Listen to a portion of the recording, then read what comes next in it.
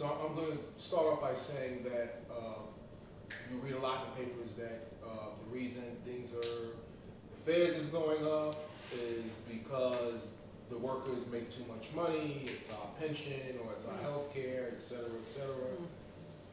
Just a quick example, I just left a meeting with management earlier this afternoon, and management was there was a pension buyout that was agreed upon in Albany. And so because we've had 260 workers laid off, and they planned on laying off another 210 or so. So to try to avert that, there was a pension buyout that was planned. And we agreed, when I say we, I mean the union agreed to fund this buyout because the MTA is allowed to opt into it, and we're trying to figure out ways we can pay for it for the MTA. And more or less they refused all our offers. So I'm only pointing this out so people understand, and I was pointing out to management that even when we try to work with the MTA on how to work something out so it doesn't cost the MTA or the riders money, even if the union does try to, and I don't like to use the word concession, but even if the union does try to scale back something, that's not really what the MTA wants. In particular with the layoff of station agents, the MTA wants to change the way the system is. What they want is a system with no personnel, cameras instead of people. They want high exit wheels instead of people. This is what Walter wants. This is why he was hired to put in this type of system. And I think the question now becomes, can we fight this? I think a lot of people feel that you can't fight the MTA.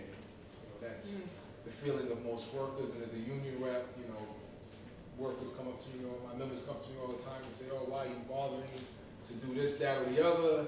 It's the MTA, you can't get away with it. I think there's a fundamental problem with the MTA board and the way it's structured. Until we can find a way to get actual people who use the system on that board, people that look like the people in this room, I think we're going to run into this problem over and over again. So I've been kind of going community by community, telling people where the workers stand on these issues, and trying to build a true riders and workers coalition.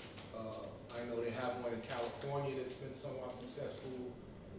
Recently, St. Louis had some victories over funding by having a coalition of both riders and workers figuring out how to work on these issues. Until we get to the table, or find a way to get to the table where we're making some of these decisions, we're going to continue to have these problems over and over again, because there are people in the room somewhere saying that the station near 46th Street may only need one tour of actual person in there. And they'll make these decisions without ever actually visiting the station. And I think some of that responsibility falls back on us, because what are we doing to show that we're outraged, to show that we're upset, to kind of get in their face.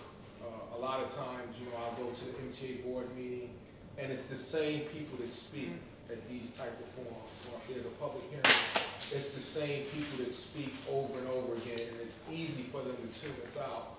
But I think if more people came out and just spoke, whether it's the MTA board meeting, or if they're having a public hearing, or whatever it is, if people just came out, the average person just came out and said what their issues were, it would force them to start listening.